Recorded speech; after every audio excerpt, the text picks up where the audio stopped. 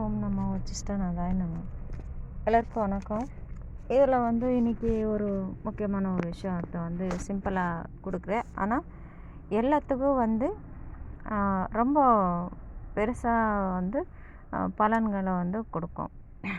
இது வாதம் வைத்தியம் எல்லாத்துக்கும் பயன்படுத்திக்கலாம் அந்த மாதிரியான விஷயம். ஆனால் அதில் சிம்பிளாக சுருக்கமான ஒரு வேலை. இதில் என்னென்னா, லிங்கக்கட்டி ஒரு லிங்கக்கட்டி ஒன்று எடுத்துக்கிறீங்க. அந்த லிங்கக்கட்டியை ஒரு கலசம் மாதிரி, அதாவது கலசம் மாதிரி ஒரு சின்னதாக ஒரு சொம்பமாக வாங்கிக்கிறீங்க மண்ணில். அதை அப்புறம் பெரிய அதை விட அது அந்த கலசம் உள்ளார வச்சு எடுக்கிற மாதிரி இன்னும் ஒரு பானை எடுத்துக்கிறீங்க. எடுத்துக்கிட்டு என்ன பண்ணுறீங்கன்னா, அந்த சின்ன கலசம் இருக்கு இல்லையா, அந்த கலசக்குள்ளார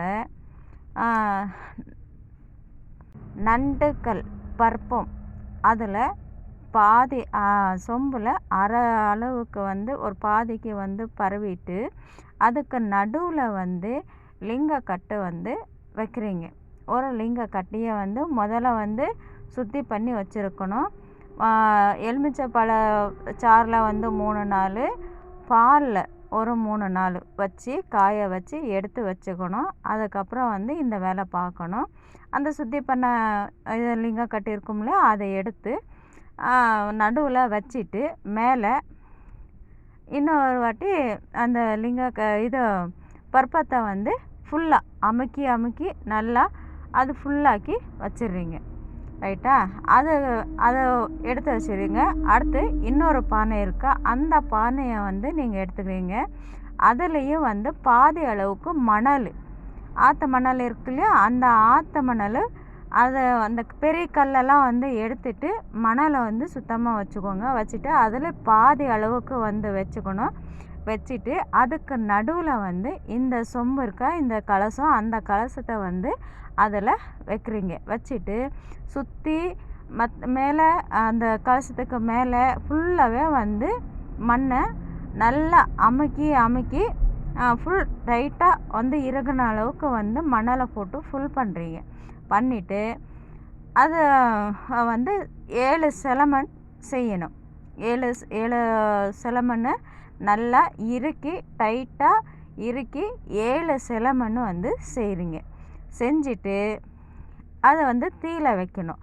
தீயிலனா மீடியமாக சிம்பிளாக ஒரு தீ ஒரு கம்மியான அளவில் 1 மணி நேரம் எரிக்கணும்.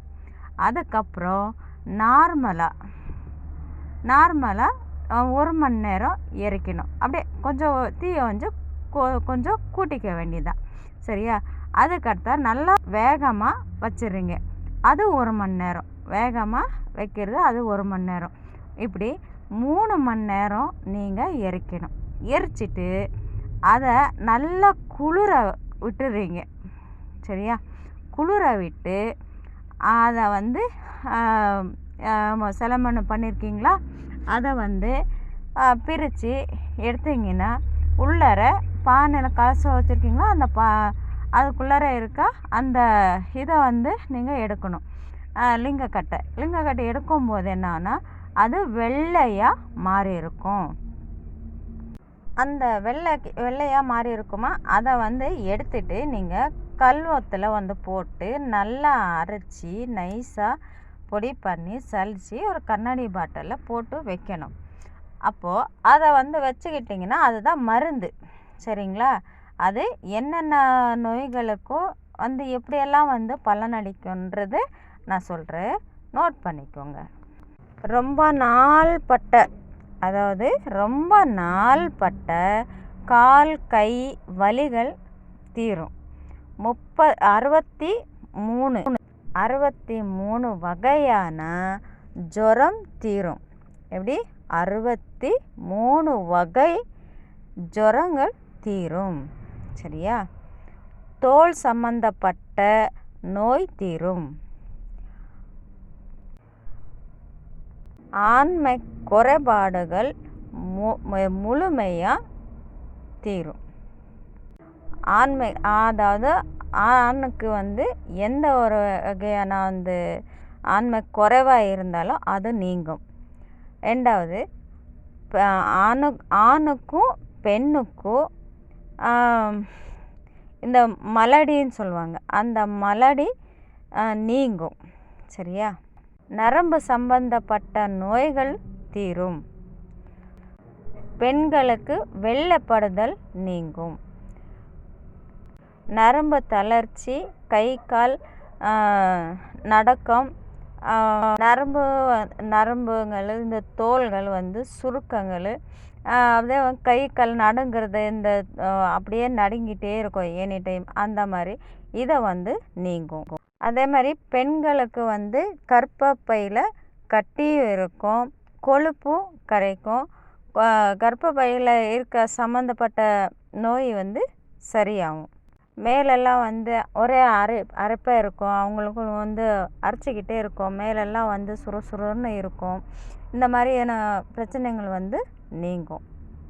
அதே மாதிரி கண் பிரச்சனை, காது பிரச்சனை இருக்கவங்களுக்கும் இதை எடுத்துக்கிட்டிங்கன்னா, இதை எப்படி சாப்பிட்ணும்னா, இந்த கண் பிரச்சனை என்ன மாதிரியான கண் பிரச்சனையாக இருந்தாலும் அது நீங்கும்.